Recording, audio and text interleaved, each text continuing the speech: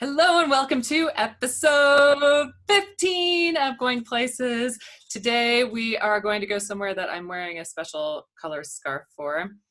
We are going to go to Greenland. So we're heading right about somewhere in here, and we are going to go there with Gifford. Gifford, take it away.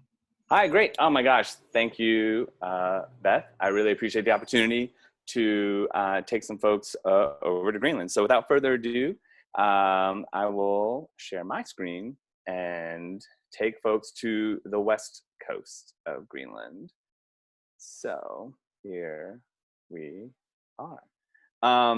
So basically, this is a picture near the Russell Glacier, which is close to Kangerlussuaq, which is actually home of a lot of US-based Greenland research. Part of why I wanted to show this picture was because this was one of the sites for my first foray into the field as a graduate student, getting to do this interdisciplinary research program that took us to the top of the ice sheet, to the front of the ice sheet, and to the capital of Greenland. But also because this picture also shows the backsides of two of my favorite people in Hanover, New Hampshire. One of them is one of my co-advisors, and the other is a dear friend at the research lab there.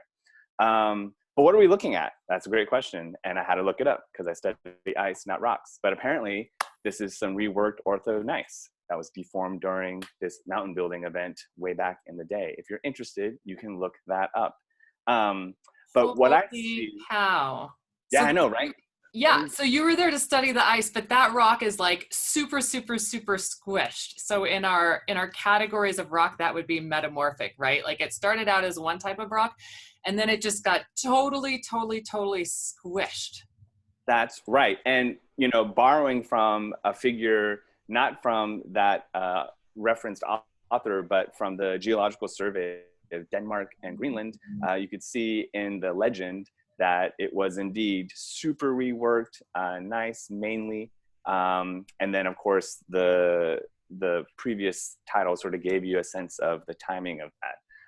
But this area is, you know, completely reworked. And what I also found interesting is that, you know, Greenland is part of, I guess you would say, the North American crust, or like we're connected. Yeah, the plate, North American plate. Yeah. Thank you. Sorry. Yeah, the North American plate. It's Sunday. It's Sunday, people. Indeed, it is. But as like I said, you know, I like to try and tell the stories that are captured in the ice. But when my advisor and my friend walked me to this sort of glacier front, I mean, it was hard not to enjoy and appreciate not only the beauty in the rocks, because they are really pretty, but also the story that those rocks tell. And I am maybe not the best storyteller for those rocks, but I definitely am, or I try to tell stories about ice. But really, you know, why this picture is so special for me is, again, like it represents like this sort of formative time of me transitioning from, like, I guess, pre-graduate school to like grad school and field work, and also just the memories. Like, you know, when you get to go to the field, you get to work with people that I think help begin to inform your perspective on storytelling and science. And these two people right here, since I haven't asked, I won't share their names, but they both live and work in Hanover. I think it's just like phenomenal that I had the opportunity to capture the people standing on parts of rock that are filled with stories, looking at the sort of the tail end of this flowing ice river that itself also is filled with stories.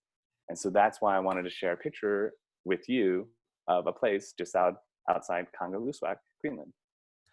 And speaking of stories, you and I met in Antarctica, where neither of us were doing our own research at the time.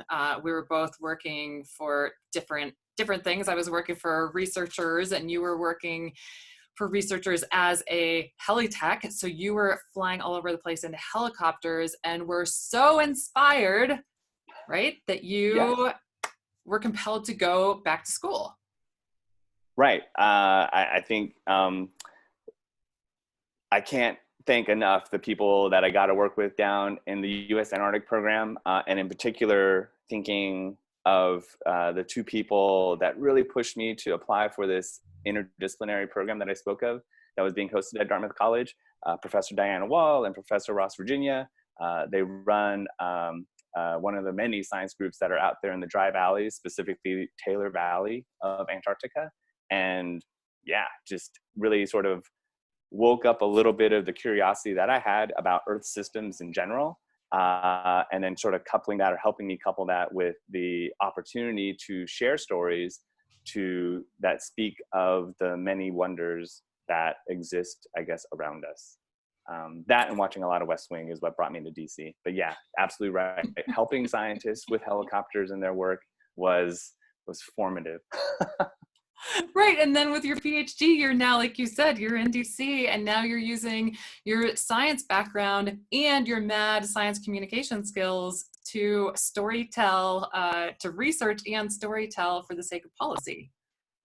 Indeed. Yeah. Clearly not great at rock science, but yes, definitely trying to take my science communication skills to help with either informing policies or informing decision makers.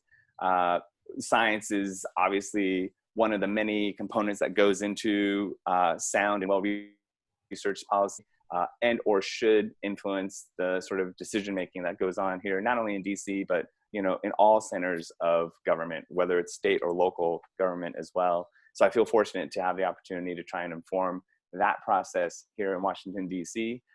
Certainly love and am inspired by a lot of the work that you do, Beth. And I think that we need more scientists to share their stories and share them in accessible ways like this, because, you never know who might be listening. It could be the version of me back when I was flying in Antarctica. And that person needs to hear how important it is to understand a little bit about the science in order to be able to tell better stories when you're trying to inform policies or decisions. Absolutely. And since we're geeking out on geoscience and communication, I want to geek out on geoscience with the word nice, which starts with a G. And look at that. 3 different sounds that G makes in English in the sciences: geek, geoscience, and nice, spelled nice. Bam, spelled Boom. Happy nice. Sunday. That's amazing. I mean, that is what you get for your 15th episode. Just a whole smorgasbord of amazing. All right. I might have done that backwards. I haven't figured out yet how I need to do this. So, 15, either way. All right. Thanks, Giff. You're welcome. Thanks, Beth. I really appreciate this. And everyone, have a great rest of your day. Yay. And go look at Greenland and ice. Yes.